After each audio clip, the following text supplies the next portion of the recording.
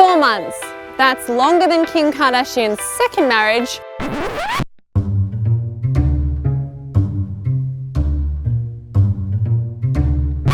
Shorter than the amount of time it takes the Earth to orbit the Sun, but the perfect amount of time to really get to know a Hyundai Venue long-term loan.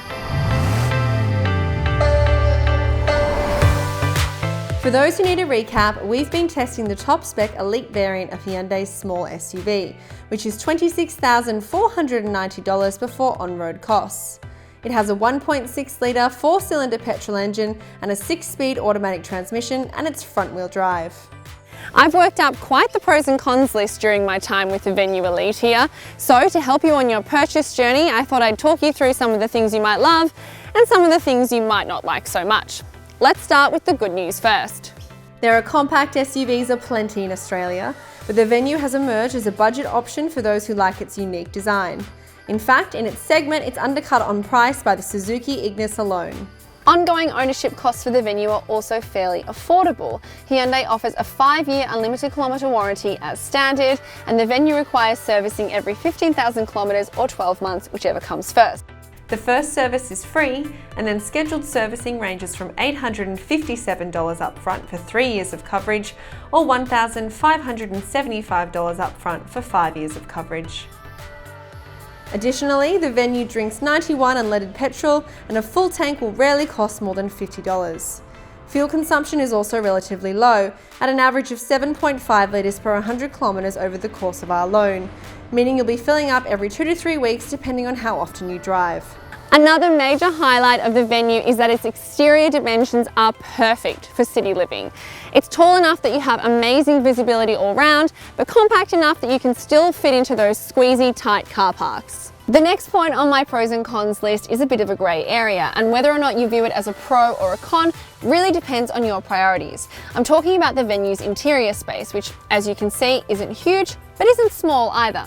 Legroom and headroom are both moderate for adults in the front and back, although those on the taller side might find themselves wanting for knee room in the back seat. Child seats are possible and fairly easy to load in thanks to 2 ISOFIX mounting points on each of the outside seats, plus 3 ISOFIX top tethers on the back of the seats. On top of that, however, you won't be able to fit any adults in between 2 child seats, and really honestly, anything more than 1 kid will start to feel pretty tight. Despite its compact footprint, the Venue manages a 355 litre boot, which is in the middle of competitors in terms of its size. Under the floor is a space-saver spare wheel, and the cargo cover stows neatly behind the rear seats when you're not using it.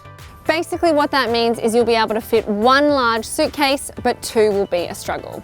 In a nutshell, the size is what you make of it. For some people it'll be just right, for others it may not be quite enough.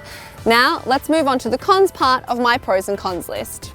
For me, one of the worst things about the Venue is its 2019 ANCAP safety rating of only 4 stars. Of course, for any new car to even be sold in Australia, it has to comply with Australian design rules, meaning it is technically safe for the road.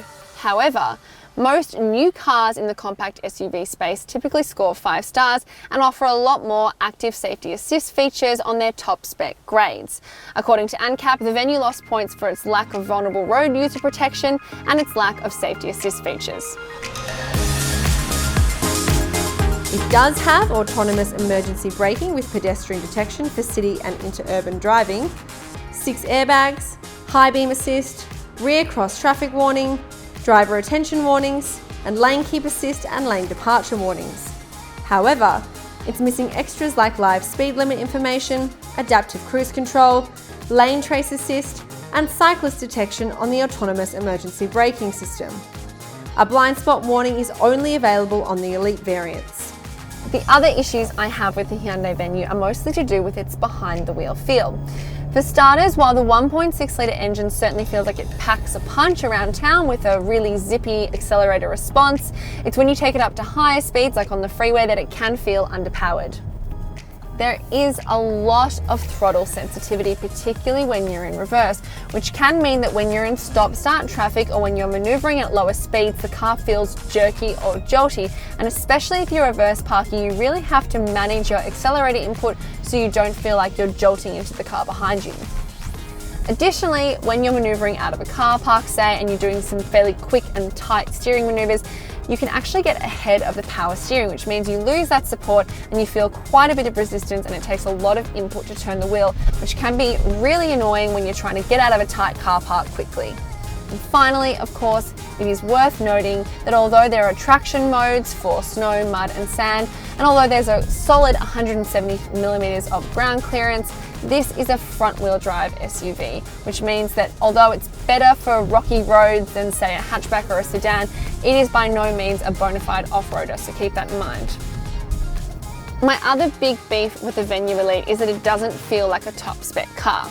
Sure, it is affordable, however, with fabric seats without any electric adjustment or heating or cooling functions, no digital instrument cluster and no head-up display, and plasticky finishes throughout the cabin, it doesn't feel like you've shelled out the top-of-the-line money. Still, I guess you get what you pay for, but one note for parents, these fabric seats are definitely harder to keep clean than leather. So there you have it. The Venue offers an affordable price point, excellent exterior dimensions and visibility, competitive ownership costs and unique looks.